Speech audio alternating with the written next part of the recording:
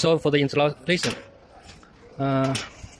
this they have 3 load cells. So when shipping, we will, for protection, we will protect this load cell. After then you put the load cell here and here, also and here. This 3 load cells. And then we will take the controller out in the box for protection. When you receive it, then you you just connect this controller. So you take the controller. Lose this. Yeah, loose. Open the door. Yeah, open the door.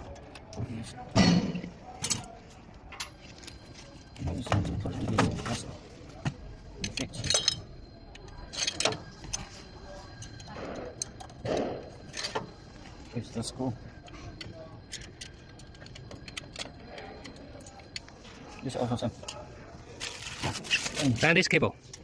This cable is 1 by 1, and if you put the wrong one, you cannot plug in.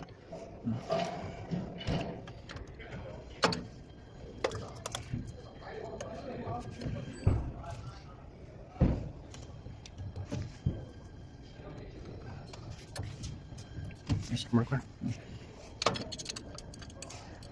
Fix the screw. Then this is finished. You connect with the power, connect with the air, then it's okay. The installation is like this. It's very simple.